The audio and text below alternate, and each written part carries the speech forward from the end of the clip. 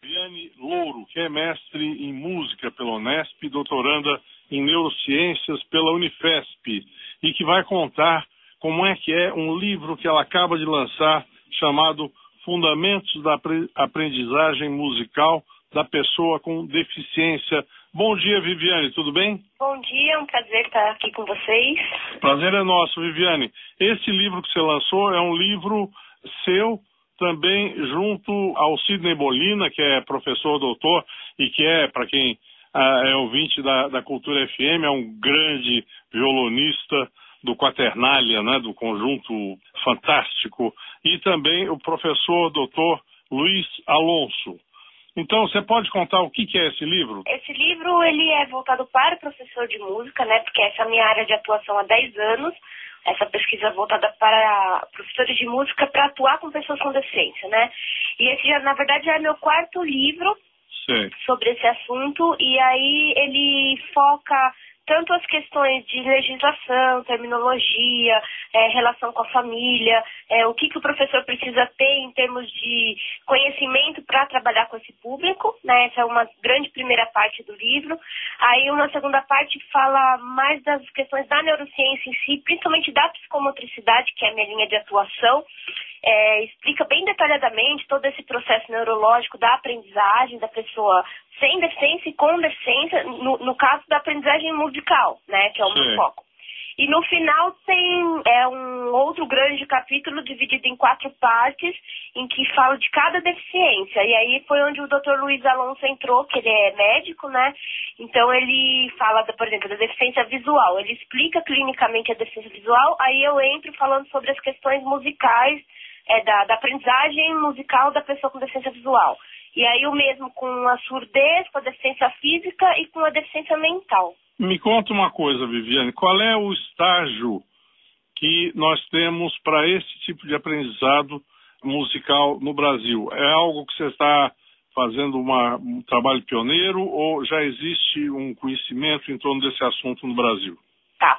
Então, tem algumas pesquisas, tem pessoas bem importantes, assim, que fazem coisas interessantíssimas já há um tempo, mas, assim, o meu trabalho é um pouco pioneiro no sentido das publicações, porque, assim, de livro mesmo sobre essa área só existem os meus aqui no Brasil, né?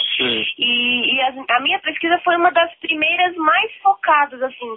A gente teve outras pesquisas, por exemplo, a professora Ilza Jolie mesmo, o mestrado dela foi sobre essa questão da inclusão, tem outras pesquisas de pessoas bem importantes na área, só que ficaram, assim, só na pesquisa, entendeu? E, assim, eu consegui, porque já faz 10 anos que eu estou nesse trabalho, eu consegui criar quase que uma linha mesmo de atuação nessa área, né? Então, assim, as publicações, eu também tenho um trabalho prático nessa área com um grupo de teatro, com pessoas com deficiência. Então, assim, nesse sentido, o trabalho, ele é meio pioneiro, sim. E por causa, principalmente, eu acabei ficando bastante conhecida na área por causa dos livros, principalmente, né? Porque pesquisas, como eu disse, a própria professora Jolie tem, a Lisbeth Soares, que é uma pessoa que trabalha comigo, também pesquisa isso há muitos anos, a Isabel Bertevelli, que trabalha com musicografia Braille, o Alex Andrade, tem muita gente pesquisando sobre essa área, mas, assim, as pessoas publicam pouco, é uma coisa que eu até falo bastante com elas, assim, tem que publicar mais, porque às vezes as publicações ficam só em revistas de educação musical ou de inclusão, que são específicas, né, e que um público pequeno vê. Agora, de livro mesmo só tem os meus. Viviane, conta um pouco como é que é o resultado que se tem quando aplicada uma boa técnica de inclusão dessas pessoas. É algo marcante, assim, como resultado? É uma coisa que muda muito a vida das pessoas? Em que nível? Sim.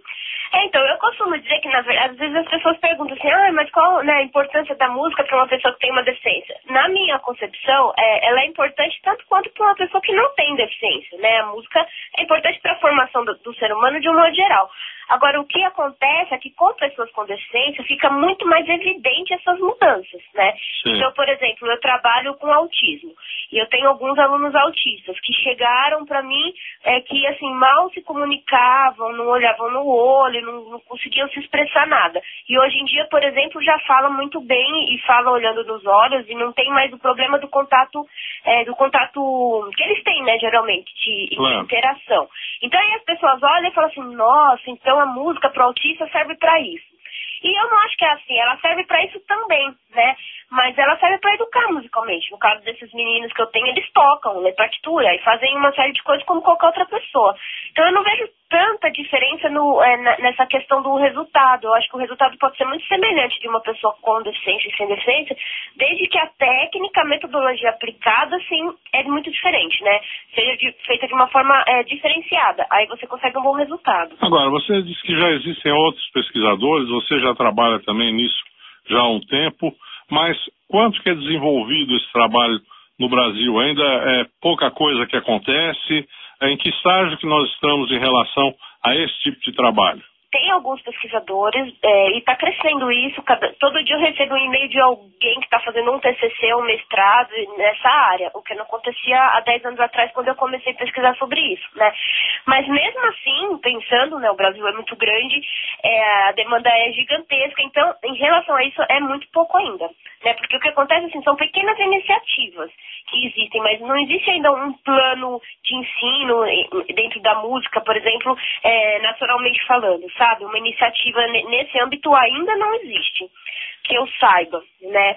Mas existem pequenas realizações, mas a gente não fica sabendo dessas coisas.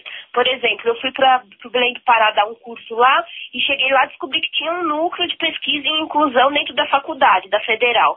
E eu falei, puxa vida, eu pesquiso nessa área, leio muito, não sabia que existia, né?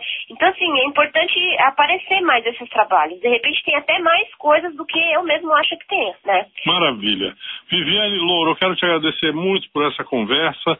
Você que acaba de lançar agora esse livro Fundamentos da Aprendizagem Musical da Pessoa com Deficiência, um livro assinado também pelo nosso queridíssimo Sidney Molina, o grande violonista, professor, e também o professor doutor Luiz Alonso.